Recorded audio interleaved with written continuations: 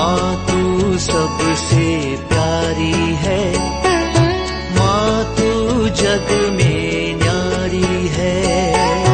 माँ तू सबसे प्यारी है, माँ तू जग में न्यारी है। अपने आंचल में रखना, अपने आंचल में रखना। हमें वरदानों से भरना। माँ तू सबसे प्यारी है, माँ तू जग में न्यारी है। माँ तू सबसे प्यारी है, माँ तू जग में न्यारी है। Mr. Rajan Samuel, a great missionary in Hindi heartland, first class with distinction.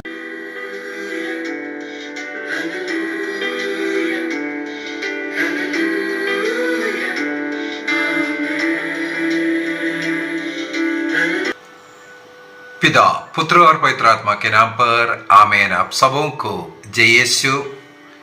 हम लोग आज माता मरियम का निष्कलंक गर्भागमन का पर्व मनाते हैं। इमैक्युलेट कंसेप्शन ऑफ वर्जिन मेरी। माता मरियम का निष्कलंक गर्भागमन का क्या अर्थ है?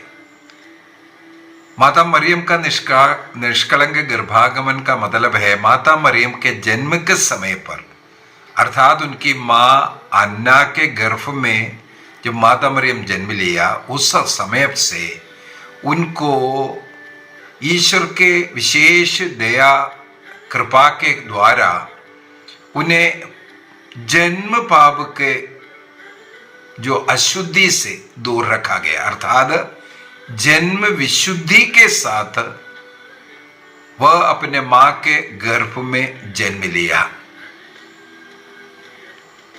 ये कैथोलिक चर्च 1854 में एक डोगमा के रूप में, विश्वास सत्य के रूप में घोषित किया और दिसंबर 8 तारीख को उसको मनाते हैं। क्या कारण है दिसंबर 8 को मनाने का?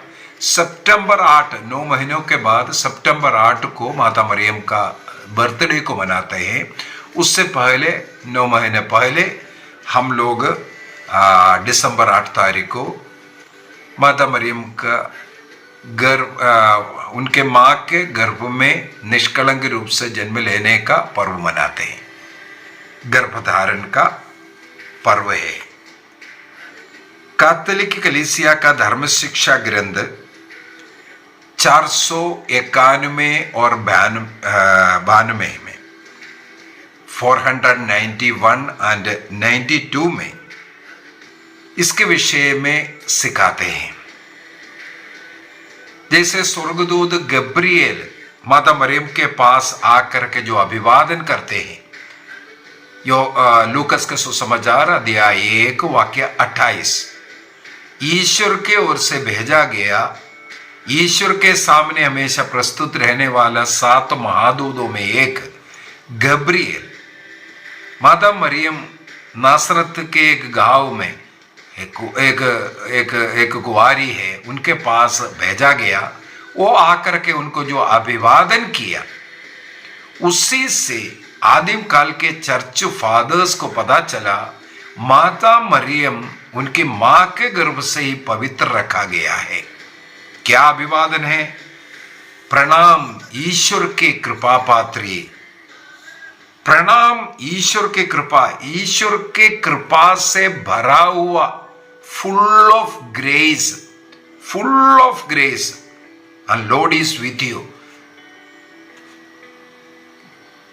एक ग्लास के अंदर अगर पानी भरा है करके बोल देते हैं, इसके बाद एक ड्रॉप भी वहां डालेगा वो बहेगा बाहर।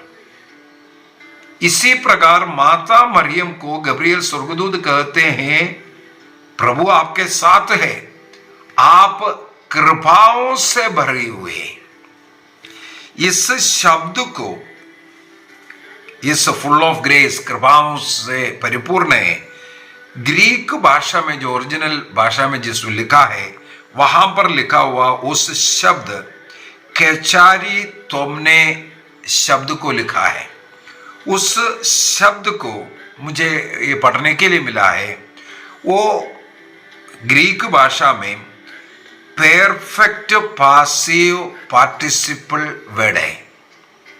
परफेक्ट पासिव पार्टिसिपल वर्ड है, अर्थात वो पूरा मां मरियम में हो चुका है और वो एक्शन कंटिन्यू है। वो एक्शन इनके ऊपर हो चुका है, पूरा फुल ऑफ ग्रेस भर दिया है और उसका इफेक्ट अभी भी चल रहा है। इस मतलब से जो लिखा हुआ शब्द है कैचरी थोमने, ये जो शब्द जो लिखा हुआ फुल ऑफ ग्रेस, इसी से आदिम काल के चर्च फादर्स ने अनेकों बार उनके टीचिंग में ये सिखाना शुरू किया था। माता मरियम जैसे आदि माता पिता आदम और हेवा को जन्म विशुद्धि में उनकी सृष्टि किया था, जन्म विशुद्धि में उनकी सृष्टि किया गया, उसी प्रकार ये जो सेकंड हेवा जो माता मरियम जो ईश्वर की मां बनने वाली है, ईश्वर ने उन्हें भी उनकी मां अन्ना के गर्भ में जन्म विशुद्धि में सृष्टि किया गया। तो ये कैसे संभव है? कैथोलिक कलीसिया का धर्म शिक्षा ग्रंथ 491 491 में वही बात सिखा रहा है। ये माता मरियम की कुछ गुणों के द्वारा, या जैसे माता पिता का जीन बच्चों में जा रहा है, इसका मतलब अन्ना और जोआकिम का कोई गुण उसी प्रकार इसलिए बच्चा भी जन्म हुआ, ना उस प्रकार का कोई परंपरा कोई जीन के कारण, ना माता मरियम के कुछ गुणों के कारण। वहां पर साफ साफ कलीसिया सिखाती है कि मेरिट ऑफ हर सन, उनके पुत्र के उन गुणों के कारण, जो जन्म मरियम में जो जन्म लेने वाला जो पुत्र है जो ईसा मसीह, उनके गुणों के कारण मरियम को जन्म पाप के कलंक से दूर रखा गया है। तब सवाल उठते हैं, तो क्या माता मरियम को ईसा मसीह के द्वारा जो सारे मानव जाति के लिए जो मुक्ति मिलना है, तो माता मरियम को ईसा मसीह की मुक्ति की जरूरत नहीं है क्या? ईसा मसीह जन्म भी नहीं लिया है, उससे पहले इनको अगर निष्कलंक गर्भागमन हुआ है, जन्म विशुद्धि में उनका जन्म हुआ है, इसका मतलब ईसा मसीह का जो कलवारी बलिदान का फल इनको जरूरत नहीं है क्या? जो लोग माता मरियम का निष्कलंक गर्भागमन का विरोध करते हैं, वो इसी प्रकार का सवाल करते हैं। तो उनके लिए भी कलीसिया साफ साफ सिखा रहा है, माता मरियम को यदि उनके मां अन्ना के गर्भ में निष्कलंक गर्भागमन हुआ है, तो उसका कारण भी ईसा मसीह है। अब हम लोग सोचेंगे ईसा मसीह का क्रूस मृत्यु एडी 30 के करीब 33 ऐसा कहा जाता है, 30 ही जनरली कहा जाता है। लेकिन माता मरियम का जन्म BC 20 में करीब उनका जन्म हुआ। तो ये कैसे संभव है? ये समय काल चक्र ये सब किसके लिए है? ये हम मनुष्य के लिए। समय काल चक्र ये सब मनुष्य के लिए, ईश्वर के लिए कोई समय काल चक्र कुछ होता नहीं है। इसलिए पेतरुस कहते हैं ईश्वर के लिए 1000 वर्ष एक दिन के समान है और एक दिन 1000 वर्ष के समान। उनको किसी भी काल चक्र में हम बांध नहीं सकता। इसलिए हमारे चर्च फादर्स, मुझे वो बहुत अच्छा लगा उनका वो टीचिंग्स को पढ़ने के लिए। 3 पॉइंट में ये बात हम लोगों को सिखाते हैं। सबसे पहले, ईश्वर के लिए संभव है। जैसे स्वर्गदूत गब्रिएल माता मरियम से कहा, ईश्वर के लिए सब कुछ संभव है। ईश्वर के लिए संभव है क्योंकि वो ओमनीपोटेंट है, सर्वशक्तिमान ईश्वर, सर्वज्ञानी ईश्वर, सद्गुणों से संपन्न ईश्वर। तो ईश्वर के लिए ये सब आराम से हो सकता है।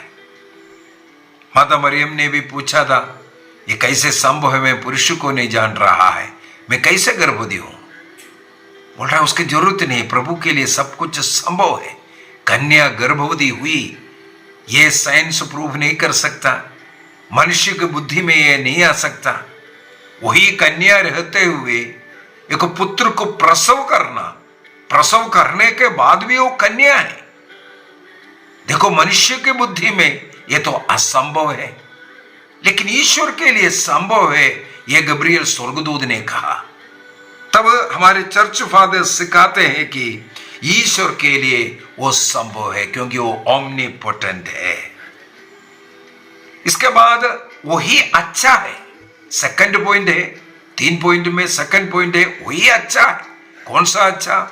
माता मरियम का निष्कलंक गर्भागमनी ही सबसे उचित है, क्योंकि उनके पुत्र के कारण, क्योंकि ईश्वर को वहां जन्म लेना है। उस मरियम में ईश्वर को जन्म लेने के कारण, ईश्वर का, ईसा मसीह के उस गुण, उनके मेरिट के कारण इनको निष्कलंक गर्भागमन उचित है। उदाहरण के लिए चर्च फादर्स कहते हैं, जब ईश्वर ने ईश्वर की मंजूषा बनाया, पुराना विधान में हमें मालूम है, निर्गमन ग्रंथ अध्याय 24-25 में सब में हम लोग ये पढ़ते हैं। और मंजूषा को बनाने का तरीका सिखाया, कौन सा लकड़ी, जो लकड़ी सड़ना नहीं चाहिए, खराब नहीं होना चाहिए, ऐसा वाला लकड़ी का उपयोग करने के लिए, ऐसा लकड़ी को कितना लंबा, कितना चौड़ा, कैसा होना चाहिए, और उसके ऊपर सोना मढ़ना, सोने से मढ़ना। यदि एक 10 आज्ञा रखने वाला, 2 पत्थरों को रखने वाला ईश्वर की मंजूषा को इतना अधिक प्रभु ध्यान रख रहा है, ईश्वर ध्यान रख रहा है, वो शुद्ध होना चाहिए, उसमें कोई कोड नहीं होना चाहिए, कौन सा लकड़ी कैसे, कैसे उसको मढ़ना, कैसे उठाना, कैसे क्या करना है, सब कुछ नियम बना कर दिया। यदि ईश्वर का 10 आज्ञा वचन को रखने वाला बॉक्स इतना पवित्र बना रहा है, इतना उसको इतना पवित्र मान रहा है, तो ईश्वर को जन्म लेने वाले उस पात्र को कितना अधिक और अच्छा नहीं रखेगा। अगला सेकंड कारण ये है, वो उचित भी है।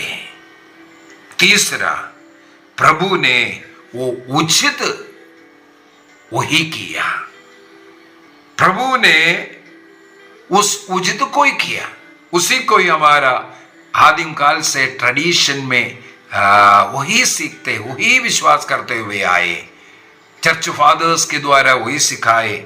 इसके बाद 1854 में संत पापा ने डोगमा बना करके उसी का घोषणा किया। संत पापा ने माता मरियम को निष्कलंक गर्भावन उस समय पर नहीं, 1854 में नहीं, बल्कि आदिम काल से जो विश्वास करके आ रहा था उसके ऊपर जब क्वेश्चन उठाना शुरू किया, विशेषकर हमें मालूम है 16वीं सदी में जब पेंटेकोस्टलिज्म जो शुरू हुआ, अनेकों चीजों के सामने क्वेश्चन करना शुरू किया। तब संत पापा फिर बैठक बुलाते हैं, उसके ऊपर स्टडी करते हैं और उसका निर्णय निकाल करके बताते हैं। संत पापा पियूस 9 ने 1854 में 1854 में पोप पियूस 9 ने अपना एक पत्र के द्वारा इन्फेबिलिस देउस इनफेबिलिस देउस नाम का पत्र के द्वारा यह डॉगमा घोषित किया। उसमें भी क्या घोषणा किया है? By the virtue of the merit of Jesus Christ. देखो वहां पर भी मरियम का कोई गुण, उनके खानदान का कोई गुण नहीं बोल रहा है। वहां पर बोल रहा है ईसा मसीह ने जो अपने क्रूस मृत्यु के द्वारा जो कृपा आशीष मानव जाति के लिए जो दे रहा है, उसी गुणों के द्वारा माता मरियम को इस प्रकार निष्कलंक गर्भागमन का कारण बनाया। अभी एक और टीचिंग मुझे वो भी बहुत सुंदर लगा, जो पढ़ने के लिए जो है, ये चर्च फादर्स सिखाते हैं कि ईसा मसीह का जो क्रूस मृत्यु और उसके द्वारा मानव जाति को जो मुक्ति मिलना, वो जो मुक्ति है, फॉर एग्जाम्पल के लिए ईसा मसीह के मृत्यु के बाद ही पॉसिबल है, ये सोचना मूर्खता है। इससे पूर्व में भी यह संभव था। उसको देखने के लिए लेवी ग्रंथ को पढ़ना है। लेवी ग्रंथ में अध्याय 1 से लेकर के 7वां अध्याय तक 5 बलियों के विषय में लिखा हुआ है। उसमें प्रायश्चित बलि है। ये जो प्रायश्चित बलि, चाहे होम बलि क्यों ना हो, एक नियम है जो बलि अर्पित करने के लिए जो आने वाले व्यक्ति जो मेमने को, यो मेढ़े को लेकर के आ रहा है, वे उसके सिर पर हाथ रख करके अपने पापों को स्वीकार करते हैं। देखो अपना पाप उस मेढ़े के ऊपर डाल रहा है, इसके बाद उसका बलि अर्पित कर रहा है। वहां लिखा है इसके द्वारा उनका पाप क्षमा होता है। हमें मालूम है लेवी ग्रंथ अध्याय 16 के अंदर एक पर्व के विषय में लिखा है, वर्ष में एक बार, वो है योम किपुर पर्व। योम किपुर पर्व कैसे मनाना, पूर्ण रूप से हमें वहां पर मिलेगा। क्यों मनाते थे? हर वर्ष योम किपुर पर्व क्यों मनाते हैं? उसमें पुरोहित द्वारा इस्राएलियों के पाप उसको एक मेमने के सिर पर डाल रहा है और उसको विजन प्रदेश में भेज रहा है। दूसरा मेढ़ा है, उसका वध कर रहा है, उसका रक्त आदि पवित्र स्थानों पर छिड़का रहा है। इस प्रकार इस्राएलियों को पाप मुक्ति मिलने के विषय में, यदि इस्राएलियों को इस प्रकार पाप मुक्ति मिल रहा है तो ईसा मसीह को मरने की जरूरत नहीं था। लेकिन बाइबल में लिखा है उनको पाप मुक्ति मिल रहा है, पाप क्षमा मिल रहा है। तो कैसे मिल रहा था? इब्रानियों का पत्र में अध्याय 10 के अंदर हम लोगों को पढ़ने के लिए मिलेगा। इस प्रकार का जानवर के रक्त के द्वारा, उनके वध के द्वारा, उनके बलि के द्वारा पाप मुक्ति नहीं मिल सकता करके लिखा है। लेकिन पुराने विधान में लिखा है मिल रहा था। कैसे मिल रहा था? ईसा मसीह के बलि को देख करके लेवी ग्रंथ में उन बलियों को बताया। कौन सी बलियों को देख करके? ईसा मसीह के कलवारी बलि को देख करके किस प्रकार कलवारी बलि होना है, उसी प्रकार का बलियां यहां पर बता रहा है।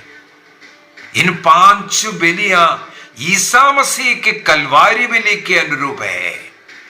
ईसा मसीह के उस कलवारी बलि के द्वारा पाप मुक्ति मिल रहा है। इसलिए यहां पर लिख रहा है इस बलि के द्वारा तुमने भेड़ों को बलि अर्पित किया, उस मेढ़े के कारण, उस मेमने के कारण तुम्हें पाप मुक्ति मिल रहा है। कहां से? ईसा मसीह के क्रूस बलि। क्या लेवी ग्रंथ के समय पर सोच भी नहीं सकता ना ईसा मसीह के एक कलवारी बलि होने वाला है? लेकिन उसकी कृपा उन लोगों को वहां पर मिल रहा है। और चर्च फादर्स इसको बहुत ही सुंदर तरीके से हमें समझाता है। ये कहते हैं ये जो रिडेम्पशन, जो पाप मुक्ति है, 2 प्रकार से संभव है। एक है रेमेडियल रिडेम्पशन कहा जाता है,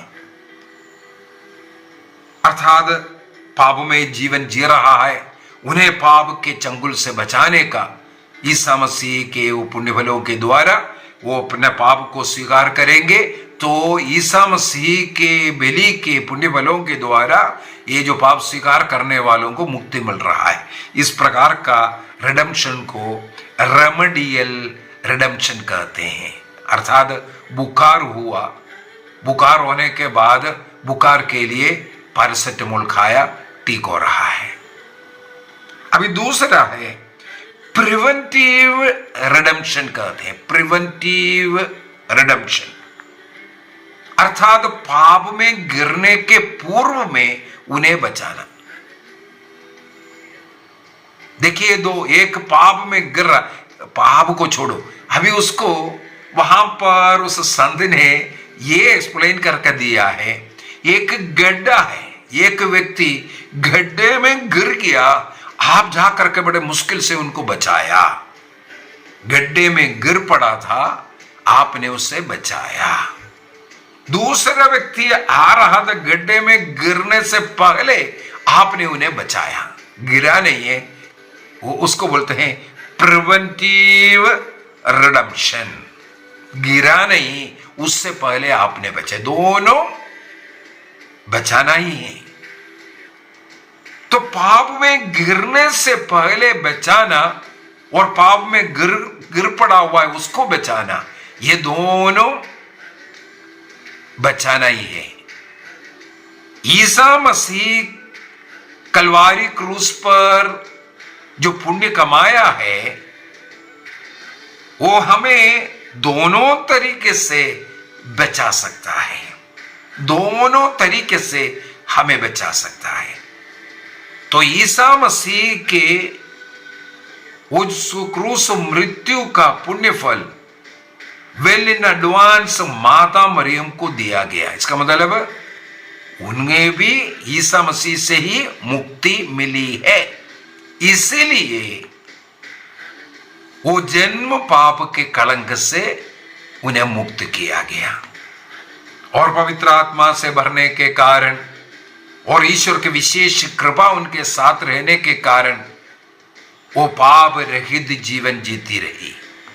उनके पुण्यफल नहीं, बल्कि उनको जो ईश्वर से जो कृपा मिली है, एक फेवर मिली है, उस कारण उन्हें जीवन के अंत तक इस प्रकार पवित्र जीवन जीने की कृपा मिला।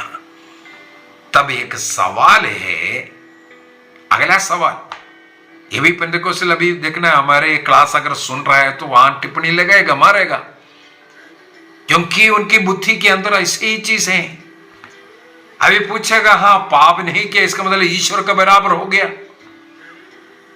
तो माता मरियम का ही पूजा करते हैं, इसीलिए कैथोलिक लोग उनका पूजा करते हैं बोल करके।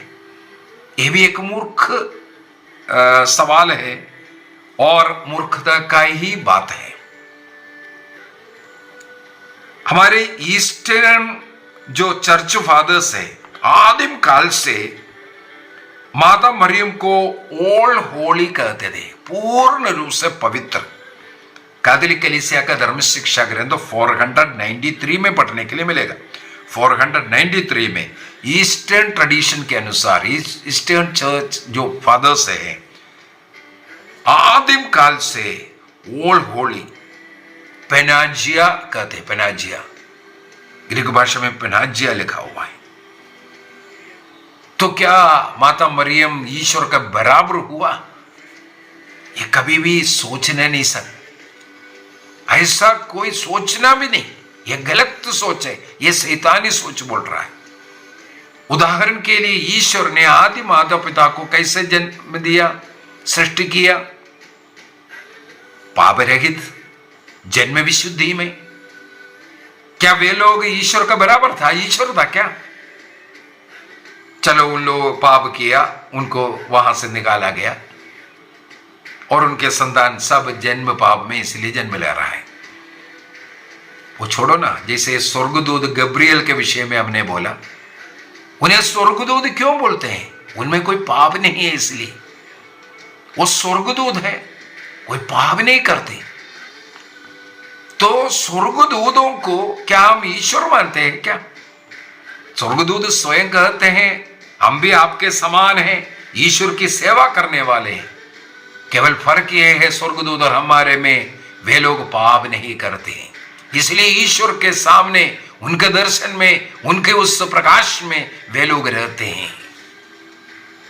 इसलिए कभी भी माता मरियम को निष्कलंक गर्भावन हुआ या माता मरियम जीवन के अंत तक पवित्र जीवन जी, ये बोलने में शर्म नहीं करना है। वो ईश्वर की कृपा के कारण, जैसे एंजल्स को वो कृपा है, इसलिए वे लोग पाप में नहीं कर रहा है, पाप नहीं कर रहा है। तो ईश्वर की एक विशेष कृपा क्यों दिया गया? क्योंकि वह ईश्वर की मां बनना है। ईसा मसीह की मां बनने के लिए, ईसा मसीह के योग्य जीवन जीने वाली उनकी मां हो। अगला एक और कारण है, हमें मालूम होना चाहिए, यदि कोई पाप करता है, शैतान को, जिस प्रकार एक मछली को जीवित रहने के लिए थोड़ा सा पानी की जरूरत है, जहां थोड़ा सा भी पानी मिल गया एक मछली वहां आराम से रह सकता है। इसी प्रकार शैतान को रहने के लिए केवल थोड़ा सा पाप चाहिए। ईश्वर की मां इस प्रकार शैतान के अधीन ना रहे, इस कारण कृपा उनको दिया गया।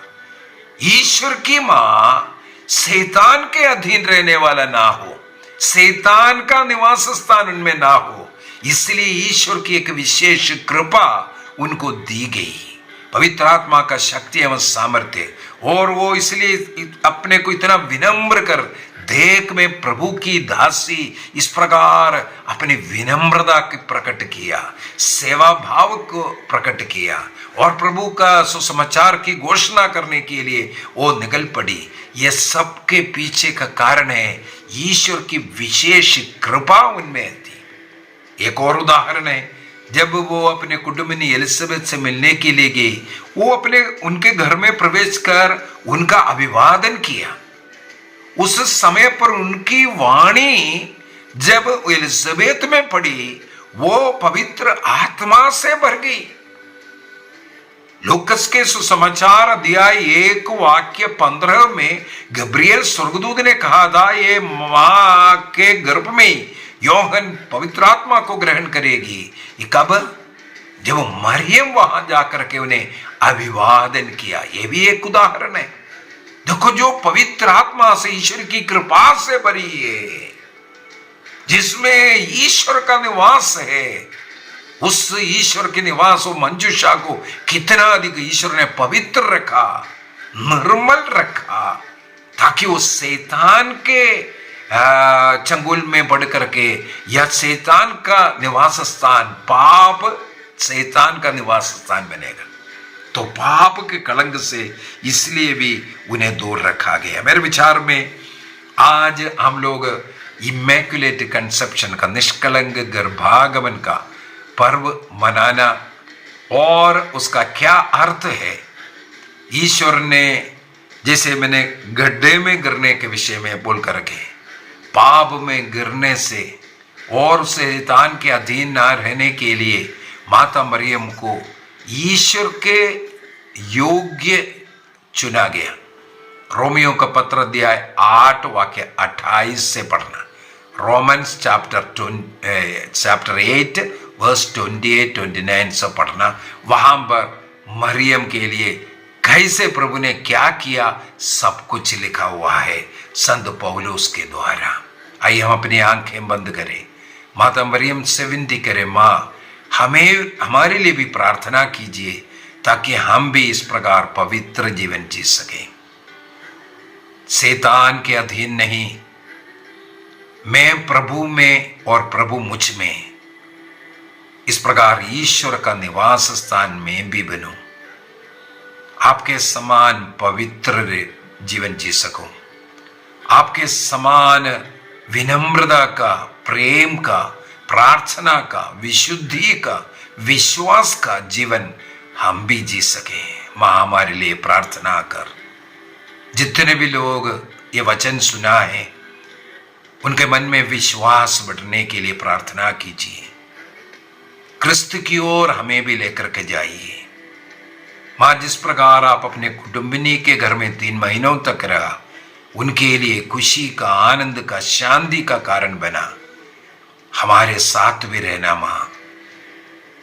सत्य की ओर हमें लेकर के जाना, प्रेम के रास्ते में चलने के लिए हमें भी कृपा प्रदान करना। प्रणाम मरिया, कृपा पूर्ण, प्रभु तेरे साथ है, धन्य तू स्त्रियों में और धन्य तेरे गर्भ का फल यीशु। हे संत मरिया परमेश्वर की माँ, प्रार्थना कर हम पापियों के लिए अब और हमारे मरने के समय। आमीन। पिता, पुत्र और पवित्र आत्मा के नाम पर आमीन। आप सबों को जय यीशु।